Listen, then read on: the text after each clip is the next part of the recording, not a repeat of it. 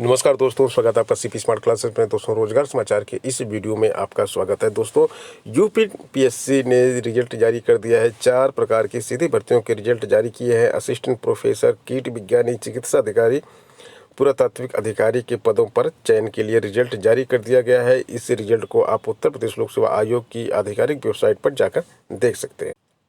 Corona महामारी से बचाव के लिए सरकार का मानदंड क्या है, ये समझ से परे है। आप देख सकते हैं यहाँ पे साफ लिखा है 2 परीक्षाएं टली, यूपी टीईटी देंगे 21 लाख। ऊपर देख सकते हैं आप लिखा हुआ है 7,688 अभ्यर्थियों को एक परीक्षा देनी थी जिसका नाम था पीसीएस मुख्य परीक्षा, और वो परीक्षा जरूरी भी थी देना। और इसके 3 परीक्षा केंद्र बनाए गए थे, लखनऊ, प्रयागराज और गाजियाबाद। सरकार अगर चाहे तो कोरोना की रोकथाम के लिए एक कमरे में 3-3, 4-4 अभ्यर्थियों को बैठा के भी यह परीक्षा करा सकती थी, लेकिन इस परीक्षा को टाल दिया गया क्योंकि कोरोना की महामारी है। इसके साथ साथ एक एएनएम की परीक्षा थी जो 6 फरवरी को प्रस्तावित थी। इस परीक्षा को भी यूपी ट्रिपल एससी की परीक्षा थी। यूपी ट्रिपल एससी की परीक्षा को टाल दिया गया है।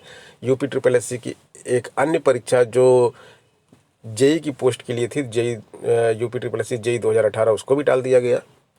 और उत्तर प्रदेश लोक सेवा आयोग की परीक्षाएं टाली गई हैं।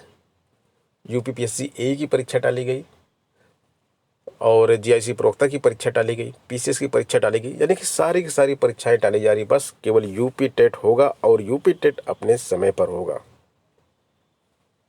अब यहाँ पे ये बोला जा रहा है कि भाई कोरोना पॉजिटिव अब परीक्षार्थी को अलग कक्ष में बैठाएं। यहाँ पे जब इतने लाखों लोग परीक्षा देंगे, कैसे आप जानेंगे कौन कोरोना पॉजिटिव है? क्या हर आदमी रिपोर्ट लेके आपको दिखाएगा? और कितने लोग भीड़ में शामिल हो जाएंगे कोरोना पॉजिटिव और संक्रमण को वो फैला देंगे? गलती उनकी नहीं रहेगी क्योंकि उनको खुद ही नहीं मालूम कि कोरोना पॉजिटिव है। जब तक जांच नहीं कराएंगे तब तक कैसे पता चलेगा? सर्दी जुकाम बुखार आ रहा है और एग्जाम देने गए हैं, वहाँ से संक्रमण फैलेगा इस तरह से। सुप्रीम कोर्ट ने आज एक बड़ा फैसला सुनाया है कि आरक्षण योग्यता में बाधक नहीं है। आरक्षण पे जो है समय समय पे मुद्दा उठता रहता है और लोग बोलते हैं कि जैसे कि आरक्षण से नौकरी मिली या फिर आरक्षण से कोई क्वालिफिकेशन लिया तो इसका मतलब वो सीधे सीधे ये लगा लेते हैं कि वो काबिल था ही नहीं। लेकिन सुप्रीम कोर्ट ने आज बिल्कुल क्लियर कर दिया है कि नीट के ऑल इंडिया कोटे में 27% ओबीसी आरक्षण को बिल्कुल सही ठहराया है सुप्रीम कोर्ट ने। और ये साबित कर दिया है कि इसमें जो है किसी भी प्रकार से आपकी योग्यता को जज नहीं किया जा सकता आरक्षण से। साथ ही साथ ये भी कहा है कि अंक योग्यता को आंकने का सर्वश्रेष्ठ तरीका नहीं है। प्रतिनिधित्व को माना है महत्वपूर्ण कि प्रतिनिधित्व जो है समाज के हर हिस्से का प्रतिनिधित्व हर जगह होना चाहिए। अगर 100 सरकारी नौकरियां निकलती हैं, 100 डॉक्टर बनते हैं, तो क्या सब 100 के 100 डॉक्टर किसी एक वर्ग के बन जाने चाहिए या सभी सरकारी नौकरियों पर किसी एक वर्ग का अधिकार हो जाना चाहिए? जब समाज में हम रहते हैं तो समाज में बहुत सारे वर्ग रहते हैं और बहुत सारी संप्रदाय, जाति, धर्म, वर्ग के लोग हैं। भारत विविधता का देश है और विविधता में भी एकता है यहाँ पे। तो हर एक तबके की जो है यहाँ पे प्रतिनिधित्व मिलना चाहिए, हर एक तबके को प्रतिनिधित्व मिलना चाहिए और उस हिसाब से जो है आरक्षण की व्यवस्था की गई है। इसका मतलब ये नहीं, आप अनुमान लगा सकते हैं कि मान लीजिए एक अंक कम पाने से एक सेलेक्ट हो जाता है और एक रिजेक्ट हो जाता है, तो क्या वो मात्र एक अंक जो है, एक अंक क्या ये साबित कर देता है कि ये बिल्कुल काबिल नहीं है, बिल्कुल नकारा है, बिल्कुल बेकार है, किसी काम का नहीं है? नहीं, ऐसा नहीं होता है।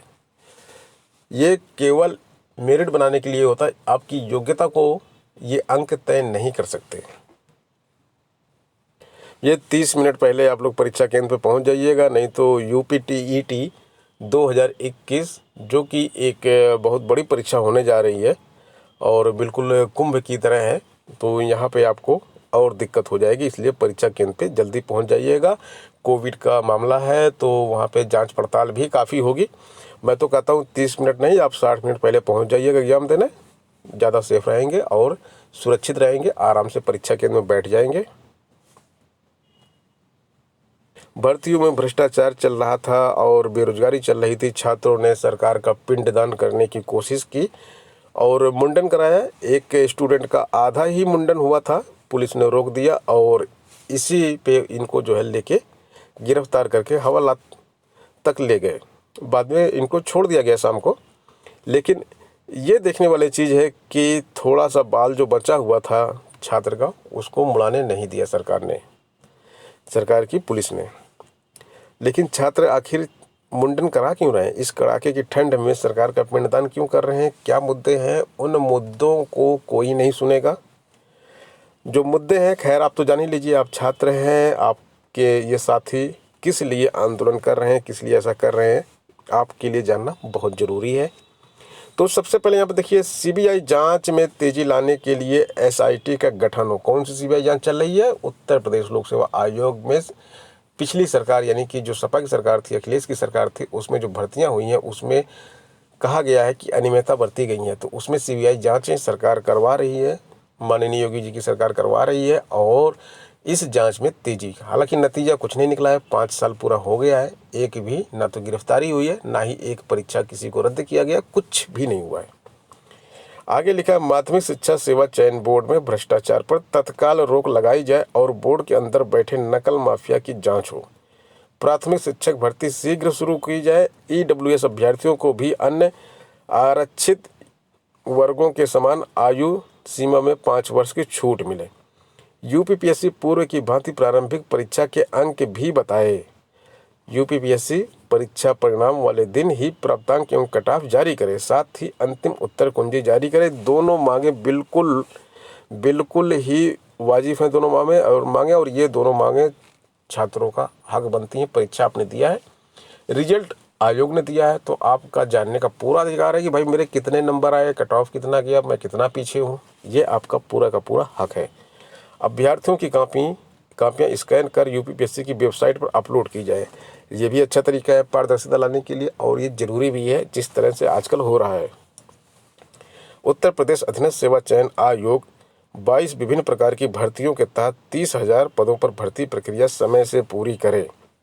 यूपीपीएससी की जो भी भर्तियां अधीनस्थ सेवा चयन आयोग को स्थानांतरित की गई हैं, उन्हें वापस यूपीपीएससी से कराने की अनुमति दी जाए। तो ये सारी मांग थी जिसके लिए सरकार का पिंडदान किया जा रहा था और पुलिस ने बीच में ही रोककर आधा सिर मुड़ाए हुए छात्रों को गिरफ्तार किया। यूपीटीईटी परीक्षा की एक और अपडेट है कि 200 गज दूरी तक धारा 144 लगी रहेगी। एक और बड़ी न्यूज आ रही है अब सबके लिए, नव नियुक्त प्रवक्ताओं ने चयन बोर्ड का घेराव किया है। ये सारे प्रवक्ता हैं जो अभी नियुक्त किए गए हैं और पीजीटी 2021 भर्ती में नियुक्ति पा चुके हैं। हिंदी विषय के प्रवक्ता अचानक पैनल स्थगित कर दिए जाने पर वेतन से वंचित हो गए हैं। इनसे नाराज प्रदेश भर से आए नव चयनित प्रवक्ताओं ने गुरुवार को उत्तर प्रदेश माध्यमिक शिक्षक संघ एकजुट की अगुवाई में उत्तर प्रदेश माध्यमिक शिक्षा सेवा चयन बोर्ड का घेराव किया। संशोधित लिखित परीक्षा के परिणाम के पश्चात साक्षात्कार कराए जाने के बावजूद चयन परिणाम जारी न किए जाने पर नाराजगी जताई। चयन बोर्ड ने जल्द परिणाम घोषित किए जाने का भरोसा दिया है। अब देखते हैं चयन बोर्ड कितना खरा उतरता है और कितनी जल्दी इनका परिणाम घोषित करके बाकी जो छात्र नए हैं जिनका इंटरव्यू लिया गया है उनको रिजल्ट दे के और जल्दी से जल्दी उनकी ज्वाइनिंग करा के और बाकी पुराने जो छात्र नौकरी कर रहे हैं उनको वेतन दिया जाएगा। यूपीटीईटी की परीक्षा की तैयारी जोरों शोरों पर चल रही है। बस आज का दिन है इसमें और यहाँ पे जो ड्यूटी पर रहेंगे लोग उनके पास भी एंड्रॉयड मोबाइल नहीं रहेगा। और एक दिन पहले क्या क्या तैयारी करनी है उसके बारे में यहाँ पे लिखा हुआ है। परीक्षा के एक दिन पूर्व परीक्षा संबंधी समस्त कार्य पूर्ण कर लिए जाएंगे। परीक्षार्थियों के प्रवेश के समय मुख्य द्वार पर वीडियोग्राफी कराई जाएगी। प्रश्न पत्रों को खोले जाने एवं परीक्षा समाप्ति पर सीलिंग पैकिंग की भी वीडियोग्राफी कराई जाएगी। सभी केंद्रों पर सीसीटीवी से अनवरत निगरानी की जाएगी। सभी सेंटर पर स्थित ऐसे कमरे जिनमें परीक्षार्थी नहीं बैठेंगे उन्हें सील बंद रखा जाएगा। ऐसे केंद्र व्यवस्थापक जिनके पास कक्ष निरीक्षकों की कमी हो वह तत्काल जिला विद्यालय निरीक्षक कार्यालय में मांग पत्र प्रस्तुत करेंगे। उन्हें बेसिक शिक्षा विभाग के शिक्षक उपलब्ध कराए जाएंगे। किसी भी दशा में संबंधित विद्यालय के स्टाफ के अतिरिक्त किसी को भी परीक्षा संबंधी कार्य में नहीं लगाया जाएगा। तो ये सारी तैयारियां की जा रही हैं और एक दिन पहले कर ली जाएंगी, कल ये सारी तैयारी कर ली जाएगी। आज अंतिम दिन है और यूपीटीईटी के बारे में आपको बता दें कि यूपीटीईटी देखिए एक तरफ तो तैयारी हो रही है, दूसरी तरफ प्रशासन के हाथ पांव भी फूले हैं कि किसी भी समय कहीं से भी आदेश आ सकता है कि यह परीक्षा रद्द की जा सकती है।